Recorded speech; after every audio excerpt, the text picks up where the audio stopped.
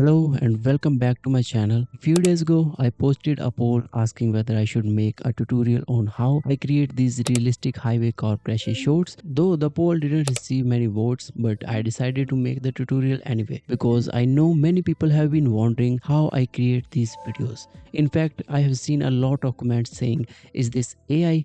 The answer is no. Everything you are about to see is created inside BeamNG.drive using realistic physics, careful planning, and video editing techniques. By the end of this video, you will know exactly how I create crash videos like these from scratch. So make sure to watch until the end because I'll also show you how I add cinematic camera movements, sound effects, and color grading to make the crashes look even more realistic. Before we begin, you will need a decent computer to run BeamNG.drive smoothly. BeamNG.drive is a vehicle simulation game with extremely realistic physics, and creating complex crash scenarios can be demanding on your system. Make sure your PC meets at least these specifications. A dedicated graphic card is highly recommended to avoid lag and performance issues. Once you have confirmed your PC can handle the game, purchase BeamNG.drive from Steam, install it, and launch the game. After loading, you will see the main interface.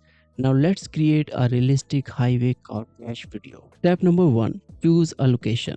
The first step is choosing a map that fits your crash scenario like you have in your mind. Think about the type of accident you want to create, like highway collision, urban crash, mountain road accident, multi-vehicle pileup. Choose a location that supports your idea. BeamNG.drive already includes several excellent maps, but you can also download additional maps and vehicles from Moreland and official BeamNG.drive repository. For this tutorial, we'll use this map. Select your map, choose a vehicle, and click on Start Freeform. Once the map loads, press Shift C to enter the free camera mode. Use WASD to move around and hold Shift to move faster. Explore the map until you find the perfect location for your crash scene. Take your time here. Good location can make a huge difference in how realistic the final video looks. Step number 2. Brainstorm the crash scenario.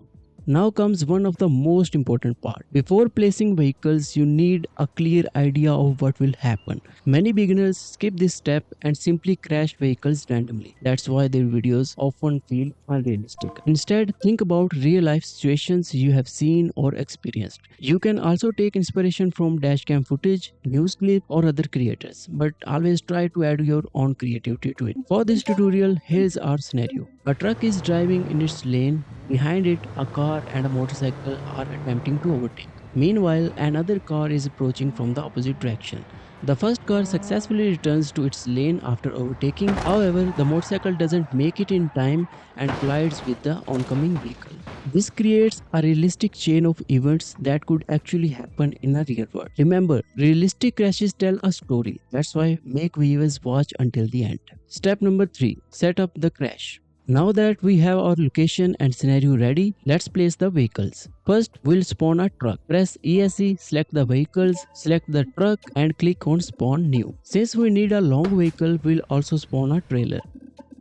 You can use the tab key to switch vehicle control. Once the truck and its trailer are in a lane, reverse the truck carefully and connect it to the trailer. Once attached, both will move together as a single vehicle. Now we need to create a driving path for the truck. Press F11 and open World Editor. Select this icon which called Script AI Editor. On the left side, you will see all currently spawned vehicles. Choose the truck, click on the red recording button and begin driving the route you want the truck to follow. Once finished, stop the recording. Click on this icon which called Execute Scenario to preview the movement. Once done, you can double click on this icon which is called Execute Scenario to return the vehicle to its starting position. Next, we'll spawn 2 more vehicles, one behind the truck and one coming from the opposite direction. Repeat the same process and record driving paths for the both vehicles. Make sure the timing feels natural. This step may require several attempts. Don't worry if it doesn't work perfectly on the first try, you can try again. Professional creators often re-record scenes many times before achieving the desired result. Once everything looks good, we'll add a motorcycle behind the overtaking car. Unlike cars, motorcycles don't always follow AI paths reliably. They often lose balance and crash unexpectedly. That's why we'll drive the motorcycle manually. After spawning the motorcycle, press C to adjust the camera, start the scenario, press F11 and immediately begin recording. Follow closely behind the overtaking car and try to maintain a realistic riding position. It may take several attempts. Eventually, you'll get a clean recording. And trust me, this is the part where most creators give up. But the extra effort is exactly what separates average videos from the viral ones. Step number 4. Create cinematic camera movements. Now that our crash is recorded, it's time to make it look professional. Press F11 again, open camera path editor, click new. The editor will automatically load your recorded crash. Now move through the timeline and position the camera wherever you want. Use WASD to move, mouse to rotate, and you can use this timeline control to navigate through the scene. Once you find a good camera angle at a specific scene, click on add marker. Move to another point in time and create another marker. Continue this process throughout the crash sequence. The more carefully you place the markers, the smooth and more cinematic your camera movements will be. Once finished, click play to preview the result. Now you'll see the crash unfolding with dynamic camera movements. And honestly, this is where the magic starts happening.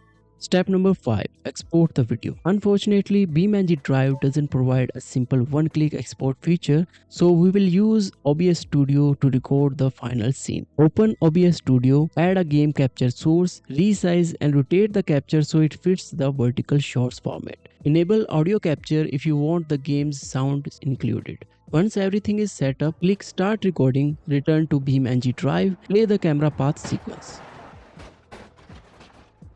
After the crash finishes, return to OBS Studio, click Stop Recording. Your footage is now ready for editing. Step number 6. Editing, color grading and sound effects. This is the final step and it's the difference between getting a few hundred views and potentially getting thousands. I am using Adobe Premiere Pro, but any video editor will work. First of all, rotate the footage if needed to fit the shots format. Adjust your sequence settings to 1080 multiply by 1920 vertical resolution. You can trim unnecessary footage and keep only the most exciting moments. Next comes sound design. You can download free sound effects from Mixkit, Pixabay, YouTube Audio Library. Consider adding tire screeches, horns, engine sounds, crash impacts, fire sounds and explosions. Good sound design make the crashes feel dramatically more realistic. After that, apply color grading. I personally use a custom lumetric color preset that enhances the contrast, lighting and overall realism. I simply drag this preset from here and into the video. Review the finished video and make any final adjustments if needed. Once everything looks good, export the video and it's ready to upload.